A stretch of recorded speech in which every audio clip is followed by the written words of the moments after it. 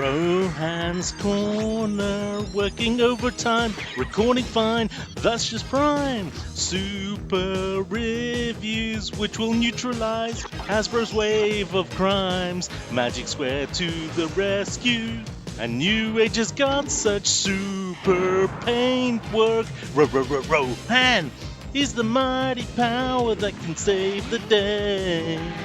Rohan, no one knows what lies behind his wall of fame. Rohan, always riding hard on Hasbro's trail.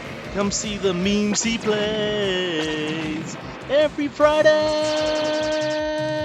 Thank you guys. Hello everyone and welcome back to Road. And this week it seems like it's been a bit of a game and Magic Square week because things have been going on in the world of game, as I'm sure the guys have been discussing. Massive sales clearance. I'm not going to say I told you so, but I told you so. Sometimes I do wonder, is it worth picking up things new, or probably just wait a year and pick up the line a year later and get it all for half price? I mean, the amount of savings I've had on Scourge, on Galaxy Shuttle, on Laser Prime combined is probably over 100 quid. It's ridiculous. Anywho, and then, of course, Creatures Collide. Let's not go there. Anywho, from a Magic Square perspective, yeah, Legends has been blowing up recently. We've had New Age have announced their Omega Supreme figure, which is amazing. It looks fantastic. Pangu Toys have got theirs out, which is decent looking. It has a really nice robot mode and eensy weensy tiny little shuttle mode. The New Age one has superior paint, superior articulation, a really nice large shuttle, and motorization on the tank as well, which is awesome. And I'm starting to lean more and more towards New Age. However, we still don't know the price, and if it is more than double the price of Pangu, it's going to be hard to swallow. So that's going on, and that's the big news from those Legends perspective, as we've seen on the show in previous weeks. But Magic Square have been blowing up as well. I mean, towards the end of last year, it looked like they weren't doing much. It was like reissues, they launched their website, some recolors of very old molds that hadn't been out for a while, some retail of some of the figures that people were struggling to get hold of, Soundwave, for example. And then, all of a sudden, bang comes the new year, we get these guys, which are going to be today's Through the Generations review. Magic Square, Windcharger, and Gears came out of nowhere. This little 2-pack is pretty cool. And then now this week they've announced Magic Square's Combaticons, Bruticus. They look fantastic. I mean, they are the best looking, toon accurate set of Bruticus I've ever seen since the MMC stuff's come out, and probably not going to be half the price, I would say, of the MMC. It's mad. So anyway, I'm really looking forward to all of those. They look fantastic. But let's move on with our Through the Generations review of these guys, and I will put a little caveat and say apologies in advance. I don't have a lot of Gears and Wincharger toys left over. I've sold a few through the years, but also we don't get a lot because unfortunately these two characters don't get a lot of limelight.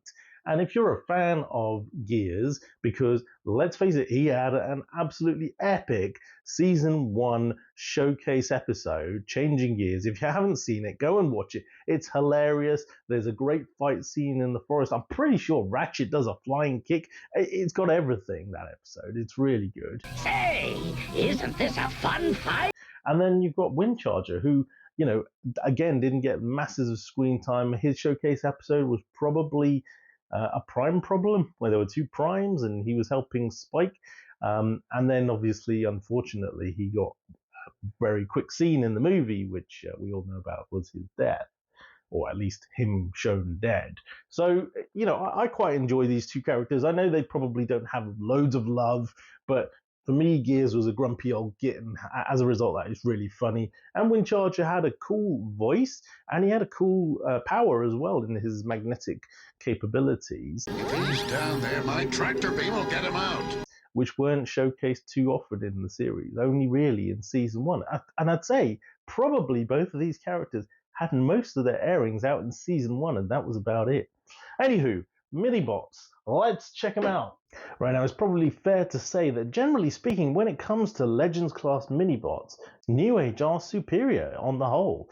They have had some cracking figures in the likes of Outback and Brawn, the Insecticons, etc, etc. Although I prefer the Magic Square, Bumblebee and Cliffjumper, the New Age 2.0 versions are pretty decent as well. Anywho, they haven't had a Gears and Wincharger. In fact, in the Legends scale, we've only ever had one previous Gears to my knowledge and no Winchargers, probably excluding Iron Factory because I don't really follow their stuff. It's not very tune accurate. It's probably its own thing. So maybe there have been some of those and some weird and wonderful stylized versions, but G1 accurate stuff, we've not had either of these guys except for Mech Fans Toys did a Gears, and I will show him in comparison with this one here. Once again, we've got Magic Square's excellent reissue style packaging, very reminiscent of those reissue boxes that we've had in the past.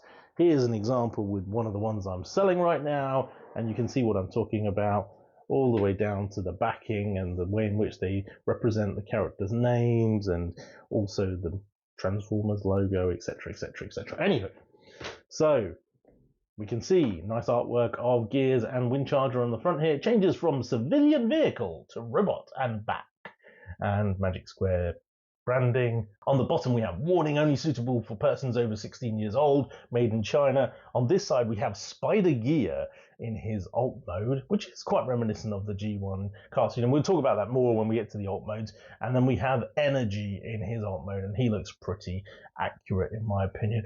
And on the back we've got a nice alt mode picture with the Magic Square logo. We've got the tech specs, check them out. And then on the top we've just got Magic Square. So let's get them out, shall we? Here they are then out of the box, and we can see a lovely likeness of both characters showcased here by Magic Square with the right colorization, a little bit of detailing here on the chest, on the arms, on the legs of Wincharger. We've got a little bit of lines here and there, and we can see the nice color accuracy from the two. The same goes for Gears. Lovely work on the chest with the line appendage here, the triangular area here, these little elements here which you could see in from the cartoon. A little bit of design work here on the legs and on the waist here, even the face as to the cartoon accuracy. From the front they look fantastic. From a side profile, not Magic Square's best work, but not terrible either. I'd say they've put a little bit more effort into Gears. There are a couple of pins that you can see around, but they're quite small, which is nice. There's a little bit of a cutout in both the thighs. Gears' leg has been folded up nicely, so there's no hollow bits and pieces. There's a little bit on show here with Wincharger. It's not too bad. And obviously you can see Wincharger's wheel here, which is not quite cartoon accurate, but they just hit it anyway. Backpack wise, you can see Wincharger's got a very flat backpack. It does move around, and you can position it in different ways and move it up and down if you wish to do so. With regards to Gears, it's a little bit bigger. It's probably a little bit more like his Generation 1 toy in the sense that, yeah, you had that big backpack on the back there, which is okay. It would have been nice if it was flatter, but hey ho, we can't have everything. And then on the back here, the key gripe I have is about the legs and the hollowness back there. Obviously, there are elements on show. Both figures have got some little heel spurs to help stand them up, which is good. The biggest gripe on Gears is, of course, his hollow rear head. I'm hoping someone like maybe Lockdown's Trophy will do a filler for that to get rid of that.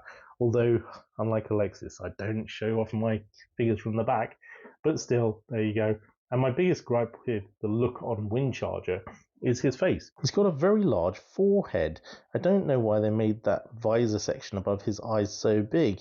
It makes his eyes look really small, which is a bit annoying, but hey ho, it is what it is. It's not terrible.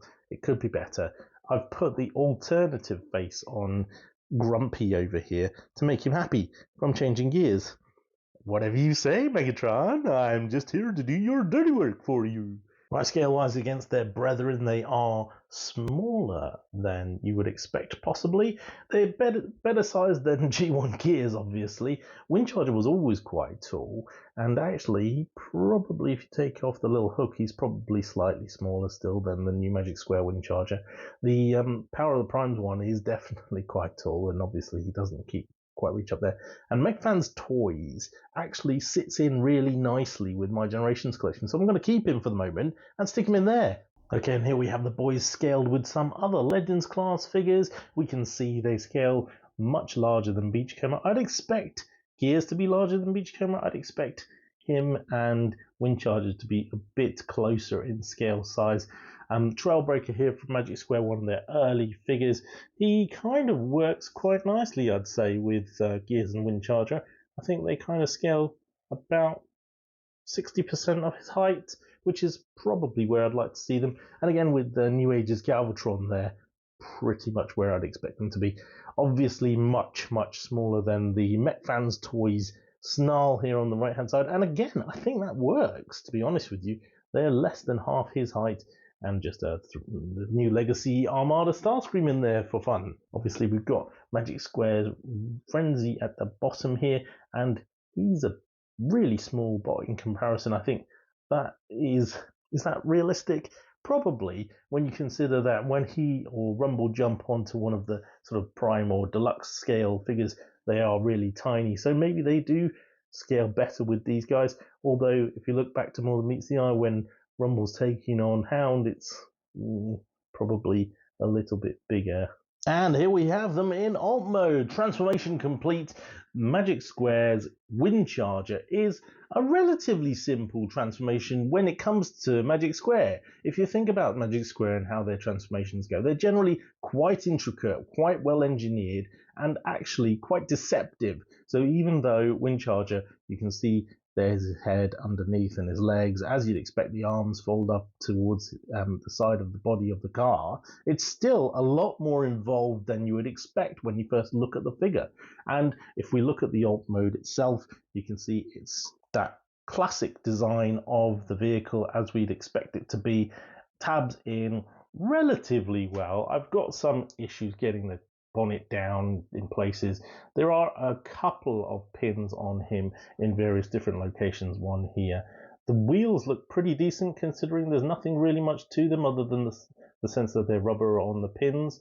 The black on the back of the rear end is pretty nice, and again, we've got two little pins here.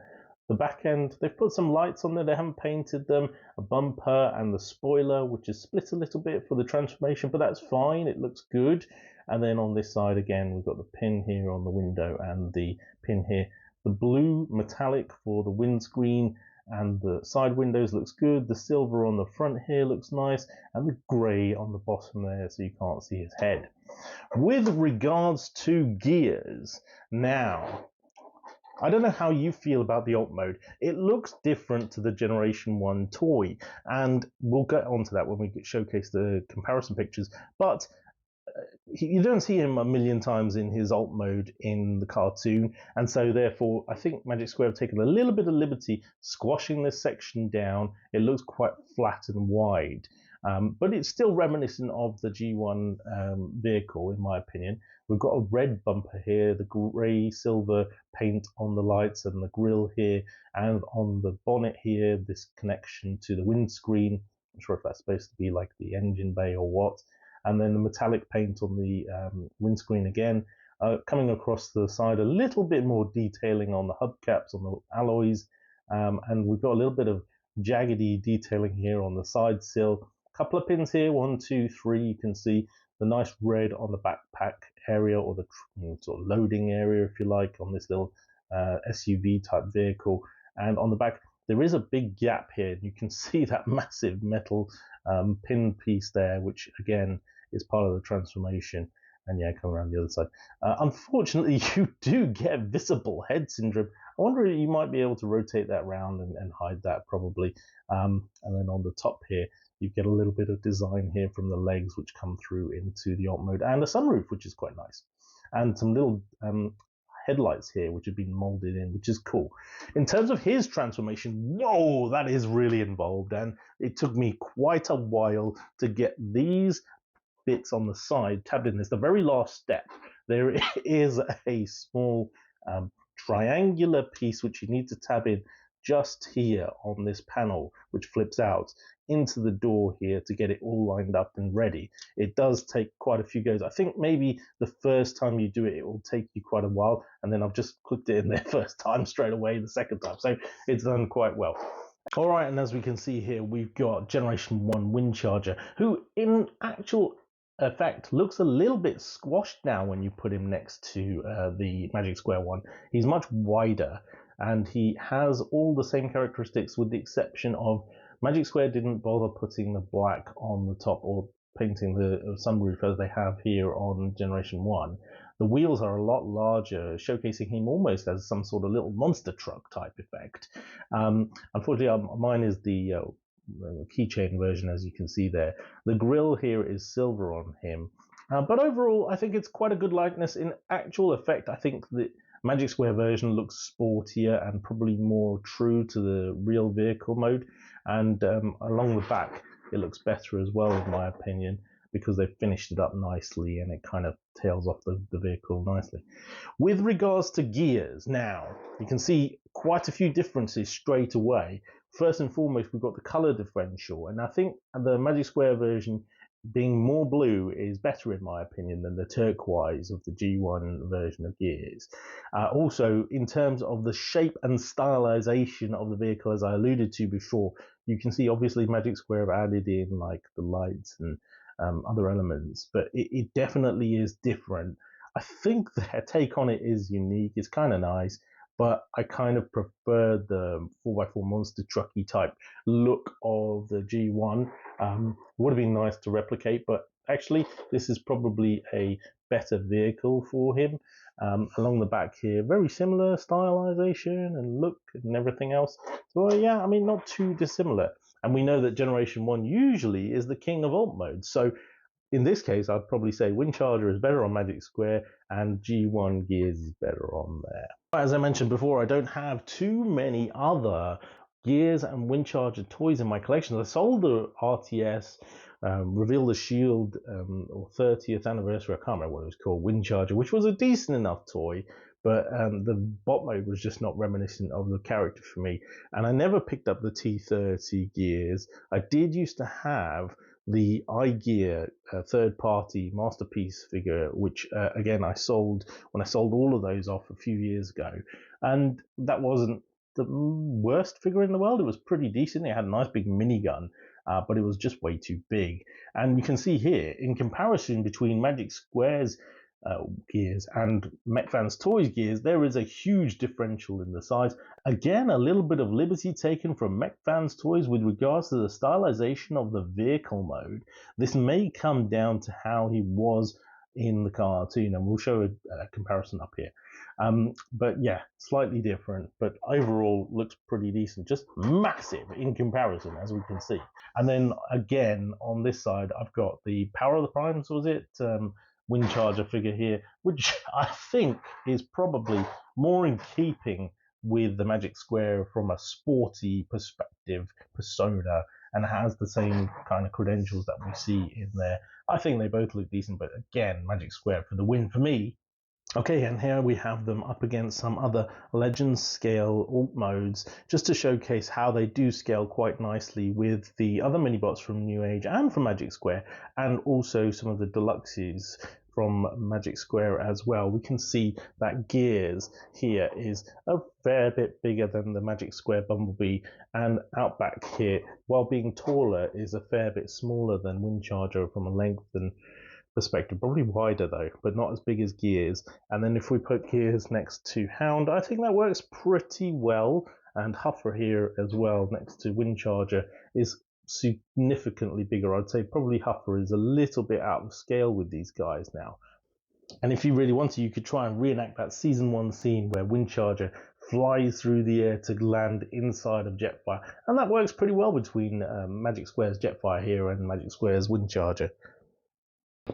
forgot to show it off earlier, but in traditional manner, Magic Square with their coloured instructions on this nice paper here, we have the two collector's cards, as always, in their little plastic wallets with tech specs on the back, which is cool.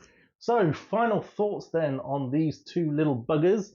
I really enjoyed them. I think they cost around about $50 from Showz, which I think is reasonably good money for a 2-pack. I do have a little bit of plastic scrape here on Windcharger, and there are a little bit of looseness to Gears' waist joint here, which was a bit tighter when I first got him, but it seems to have gotten a bit looser now. But overall, they're pretty good. QC isn't too bad compared to some other manufacturers, and they look great, and their transformations are involved and fun to an extent. I think with Gears I did get a little bit annoyed, but eventually I got there, and so I think do it a couple of times and it will be all right. But they just look perfect for the collection. As part of the art crew, I know they didn't get a lot of screen time. They just are exactly what we needed. Anywho, for another week, I've been Rohan on Rohan's Corner. Catch you again next week. Back to the studio. Transformers, Rohan's in disguise.